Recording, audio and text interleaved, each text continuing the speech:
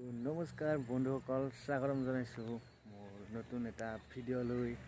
তো নতুন মানে ধৰ ফাৰ্ষ্ট ব্লগিং কৰি আছোঁ, তো চাই থাকিব মোৰ ভিডিঅ'। আজি ফাৰ্ষ্ট টাইম আৰু মই এতিয়া গৈ আছোঁ আমাৰ ওচৰতে থকা এখন পথাৰ। তো পথাৰলৈ গৈ আছোঁ ব্লগ মোৰ লগত। তো কিছু কথা পাতোঁ পথাৰত গৈ। আৰু এইখনেই হ'ল পথাৰখন।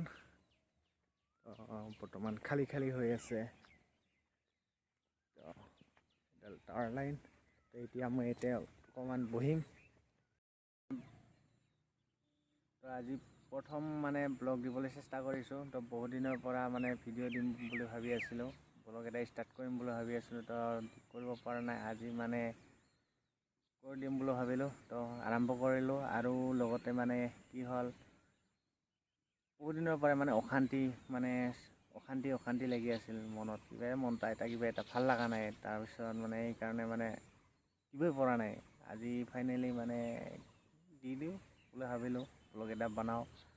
তো প্ৰথমবাৰৰ কাৰণে মানে আজি ভিডিঅ' এটা বনাবলৈ ওলালোঁ। এতিয়া মই আছোঁ আমাৰ এইখন ওচৰতে থকা পথাৰখন। তো পথাৰখন এতিয়া খালী হৈ আছে। ইফালে সৰিয়হ খেতি কৰিছিল, তো সৰিয়হ খেতি শেষ হৈ গৈছে। এতিয়া ইয়াতে গৰু ছাগলী এইবিলাকেই আৰু বৰ্তমান। তো আগতে মই ভিডিঅ' দিছিলোঁ 2-3টামান, মানে মোৰ ছাগলী গাহৰিৰ ভিডিঅ' কেইটামান দিছিলোঁ। তাৰপিছত আৰু ভাবিলোঁ এটা ব্লগ ষ্টাৰ্ট কৰোঁ। তো তেনেকৈ ব্লগটো মানে চিন্তা কৰিলোঁ ব্লগৰ কথা। তো ব্লগ আৰম্ভ কৰিলোঁ। দৈনন্দিন জীৱনত কি হৈ যায়, তো আপোনালোকক শ্বেয়াৰ কৰিম। তো আপোনালোকে অলপ ছাপোৰ্ট কৰিব। তো এয়াই মোৰ অনুৰোধ।